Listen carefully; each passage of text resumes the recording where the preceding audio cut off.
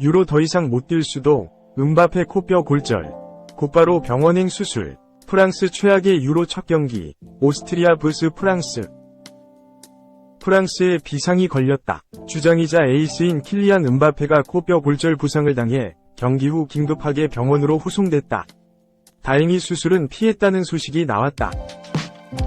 디디에 데샹 감독이 이끄는 프랑스는 18일 한국 시간 독일 디셀도르프의 디셀도르프 아레나에서 열린 유로 2024 D조 조별리그 1차전에서 오스트리아에 1대0으로 승리했다.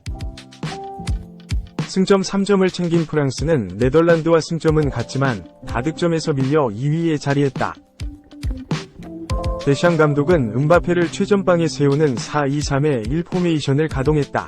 음바페를 최전선에 두고 마르쿠스 티람, 앙투안 그리즈만, 우스망 덴벨레를 2선에 넣었다. 속도를 앞세우겠다는 프랑스의 의지가 느껴졌다. 3선에는 아드리앙 라비오, 은골로 캉테가 배치됐다. 수비진은 테오 에르난데스, 윌리엄 살리바, 다요 우파메카노, 줄스 쿤데로 구성됐다. 골문은 마이크 메냥이 사수했다.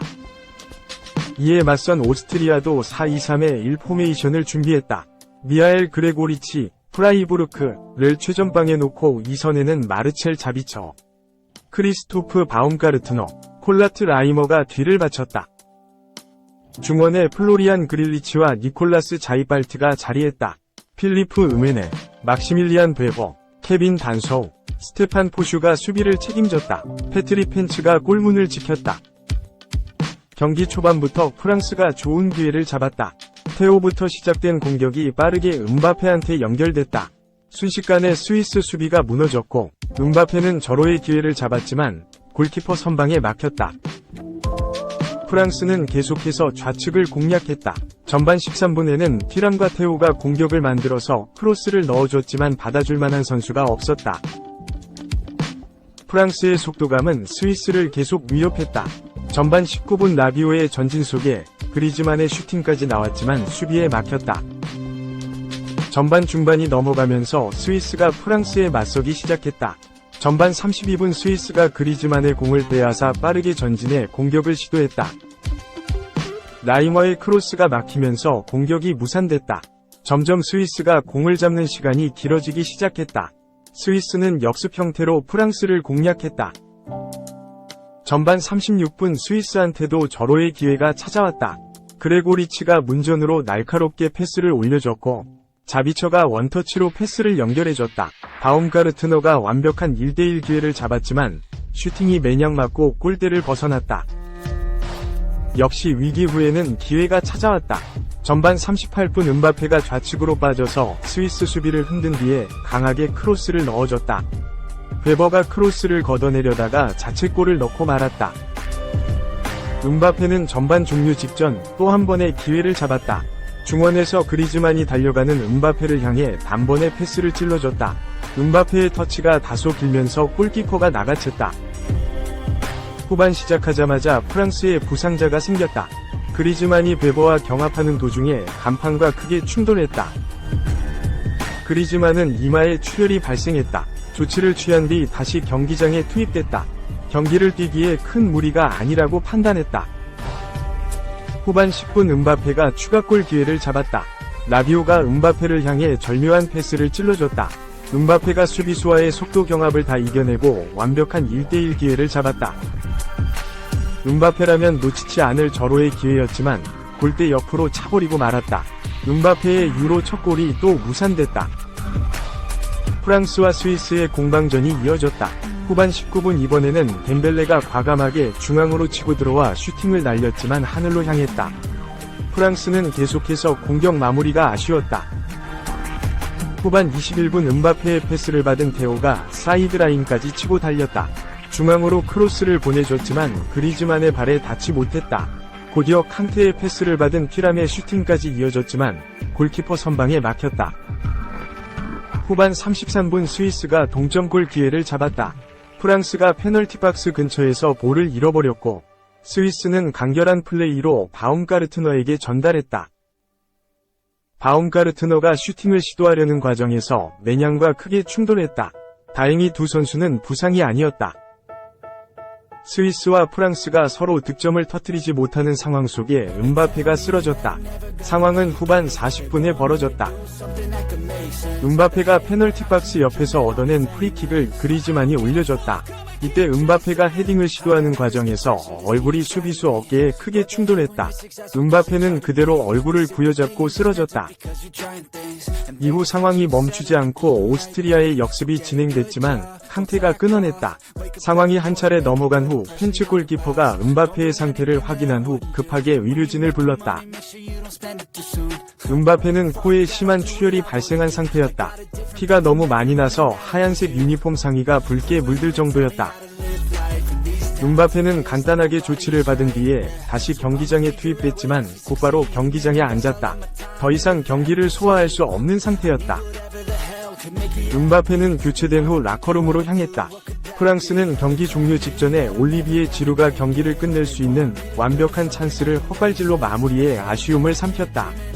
그대로 경기가 종료되면서 프랑스가 승점 3점을 챙겼다. 문제는 음바페의 상태다. 경기 후 데샹 감독은 음바페는 아마 코뼈가 골절된 것 같다고 밝혔다. 프랑스 축구협회는 음바페의 코뼈가 골절됐다고 발표했다. 음바페는 경기가 종료된 후 곧바로 병원으로 후송됐다. 구급차를 타고 이동한 후 음바페는 수술을 받을 것으로 알려졌지만 이는 사실이 아니었다. 병원으로 후송된 건 사실이지만 음바페는 수술을 받지 않았다. 프랑스 레키프에서 활동하는 로익 판지 기자는 음바페는 지금 병원에서 나왔지만 수술을 받지 않았다고 밝혔다. 음바페의 골절 상황이 수술을 받을 정도는 아니라는 점은 다행이지만 당분간은 경기를 제대로 소화하는 건 쉽지 않을 것이다. 일각에서는 음바페가 2022 피파 카타르 월드컵에서 손흥민처럼 안면 마스크를 착용하고 경기를 소화할 것이라는 전망을 조심스럽게 내놓고 있다. 프랑스 RMC 스포츠의 파브리스 호킨스 기자는 음바페는 코가 골절됐지만 수술을 받을 필요는 없는 것으로 확인됐다. 이론적으로는 다가오는 금요일 경기에 마스크를 착용하고 나설 수 있다. 하지만 네덜란드전은 결장할 것으로 보인다. 조별리그 3차전 출전 여부는 미정이다. 고 전했다. 큰 부상을 당한 음바페가 언제, 어느 상태로 복귀할 수 있을지는 프랑스를 넘어 이번 유로대회 최대 변수로 떠올랐다. 2. 토트넘 레비 회장, 이정료 후려치기 시작, 1100억 공격수 이정료로 700억 제시 거부 오른쪽 화살표, 결국 영입할 것. 토트넘이 공격수 토니 이적을 제안했지만 거부당한 것으로 전해졌다. 영국 풋볼 트랜스퍼는 18일 한국 시간 토트넘의 토니 이적 제안이 거부당했다. 토트넘은 토니와 개인적인 조건을 합의했지만 브렌트포드는 토트넘의 제안을 거부했다며 토트넘은 브렌트포드의 토니의 이적료로 4천만 파운드, 약 701억 원을 제안했지만 거절당했다. 브렌트포드는 이적료로 6,500만 파운드, 약 1,140억 원을 요구하고 있다. 토니의 이적료는 5,500만 파운드, 약 964억 원에 합의될 것으로 예상된다고 전했다. 이 매체는 토트넘은 토니의 이적료로 어떤 클럽보다 높은 금액을 브렌트포드에 지시할 수 있는 재정적인 능력이 있다. 토트넘은 토니 이적 협상을 계속할 것이라며 토트넘이 결국 이적료 협상 끝에 토니 영입에 성공할 것으로 예측했다. 토트넘 영입설이 꾸준히 언급되는 토니는 2023에서 24시즌 프리미어리그에서 17경기에 출전해 4골 2어시스트를 기록했다. 프리미어리그 통산 85경기에 출전해 36골 11어시스트를 기록 중이다. 잉글랜드 대표팀에선 A매치 3경기에 출전해 1골을 기록 중인 가운데 잉글랜드 대표팀 소속으로 유로 2024에 출전하고 있다.